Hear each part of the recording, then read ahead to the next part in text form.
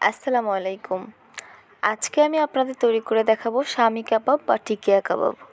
খুব সহজভাবে আজকের এই রেসিপিটি করে দেখাবো।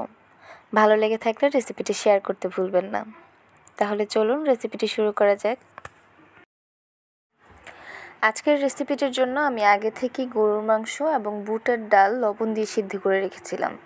খেয়াল রাখবেন যাতে মাংসের সাথে হাড্ডি অথবা চর্বি না থাকে। এখানে হাফ কেজির একটু বেশি গরুর মাংস আছে এবং 100 গ্রাম বুটের ডাল। এখন এই মিশ্রণটাকে খুব ভালোভাবে ব্লেন্ড করে নিতে হবে।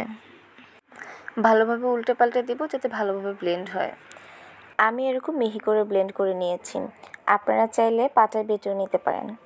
এখন এর মধ্যে আমি দিয়ে দিচ্ছি 1 টেবিল চামচ ভাজা জিরের গুঁড়া, 1 টেবিল চামচ ধনিয়া গুঁড়া, 1 টেবিল চামচ মরিচের গুঁড়া, 1 টেবিল চামচ আদা রসুনের পেস্ট, স্বাদমতো লবণ। যেহেতু আমি মাংস সিদ্ধের সময় লবণ দিয়েছি তাই এখন অল্প পরিমাণে লবণ দিয়েছি। আপনারা টেস্ট করে পরিমাণ মতো লবণ দিয়ে নেবেন। এখন দিয়ে দিব আগে থেকে বেরেস্তা করে রাখা পেঁয়াজের বেরেস্তা, দিয়ে দিব 7-8টা মরিচ কুচি এবং ধনিয়া পাতা কুচি। আপনারা আপনাদের টেস্ট অনুযায়ী মরিচটাকে বাড়িয়ে কমিয়ে নিতে পারেন।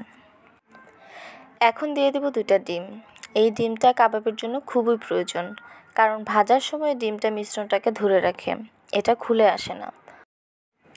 এখন এই মিশ্রণটাকে আমাদেরকে খুব ভালোভাবে মিক্স করে নিতে হবে। আমার মিশ্রণটা একদম পারফেক্ট হয়েছে।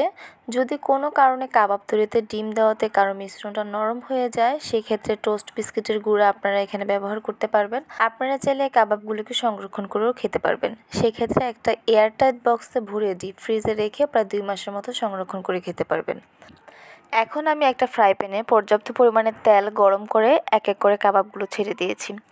এখানে একটা টিপস হচ্ছে, আপনারা একেবারে অনেকগুলো কাবাব দেবেন না, এতে ভেঙে যাওয়ার সম্ভাবনা থাকে।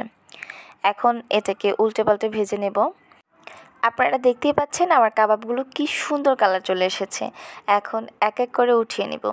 আপনারা অবশ্যই বাসায় চেষ্টা করবেন এবং কমেন্ট বক্সে জানাবেন কেমন হয়েছে। ভালো থাকবেন সবাই। আল্লাহ হাফেজ।